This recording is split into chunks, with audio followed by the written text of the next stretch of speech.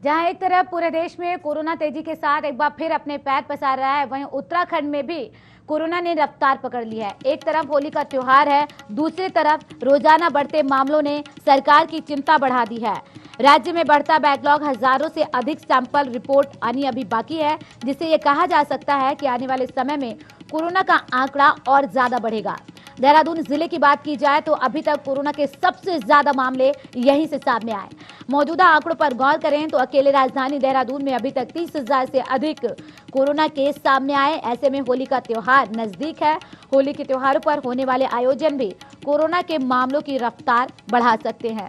वहीं डीएम ने कहा है कि अपने अपने क्षेत्रों में कोरोना जागरूकता के कार्यक्रमों में तेजी लाएं और लोगों को सुरक्षा अपनाने के साथ साथ नियमों का पालन करने के निर्देश दिए गए हैं। व्यापक स्तर पर जन जागरूकता अभियान चलाने के लिए एसडीएम को भी उन्होंने निर्देश दिया है।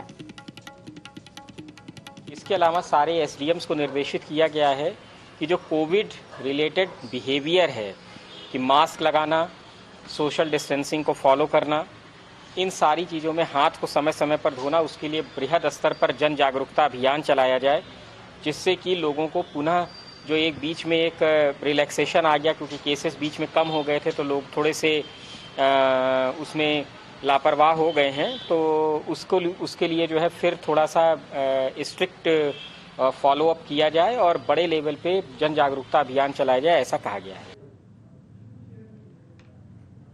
अधिक जानकारी के साथ संवाददाता सागर जुड़ गए हैं फोन लाइन पर। सागर, जिस तरीके से मामले तेजी के साथ बढ़ रहे हैं, ऐसे में होली का त्योहार नजदीक है, क्या कुछ तैयारी की जा रही है? जैसा कि डीएम ने भी निर्देश दे दिया है जागरूकता लाने के लिए, उसमें तेजी लाने के लिए, सुरक्षा अपनाने के लिए।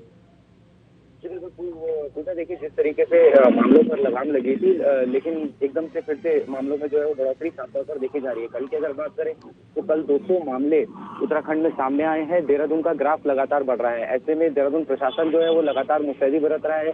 डीएम आशीष श्रीवास्तव के मुताबिक सभी एसडीएम्स को जो है, एडीएम्स को जो है वो निर्देश दिए गए हैं। जन जागरूकता अभियान जो है वो चलाया जा रहा है। ऐसे में क्योंकि होली का त्योहार नजदीक है, इसको देखते हुए तमाम जगहों पर जो है वो जन जागरूकता अभियान चलाया जाएगा। डीएम के मुताबिक जो है वो सभी एसडीएम्स को निर्देश दिए गए हैं। अब देखने वाली बात यह है पूजा, क्योंकि होली का त्योहार जैसे मैंने बताया नजदीक है, ऐसे में मार्केट में रश जो है वो साफ तौर पर देखा जा रहा है, जिसको देखते हुए लगातार शासन प्रशासन मुस्तैदी बरत रहा है। जी पूजा। बिल्कुल, क्योंकि देहरादून में सबसे ज्यादा मामले सामने आ रहे हैं, ऐसे में क्या कुछ तैयारी और सख्ती आपको दिखाई दे रही है? क्योंकि चालानी कार्रवाई भी की जा रही है, बावजूद इसके लोगों में या तो खौफ नहीं है या फिर लोगों ने अब इसके साथ जीना स्वीकार कर लिया है कि ये हमारे बीच ही रहेगा और वो मास्क नहीं लगाएंगे।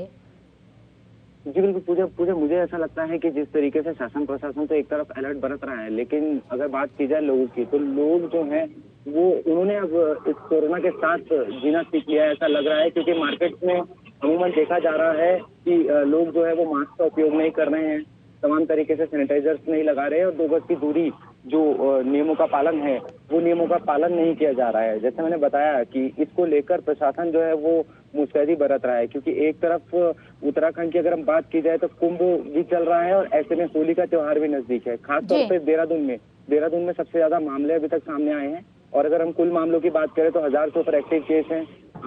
90,000 से जो आंकड़ा है कोरोना पॉजिटिव मरीजों का वो पार हो चुका है। ऐसे में शासन प्रशासन अलर्ट जरूर बरत रहा है, लेकिन लोगों से भी ये लगातार अपील की जा रही है कि लोग जो है वो गाइडलाइंस का पालन करें ताकि इस बढ़ते मामलों पर लगाम लगाई जाए। जी पूजा, शुक्रिया तमाम जानकारी के लिए सागर। तो कोरोना के मामले तेजी के साथ बढ़ रहे हैं,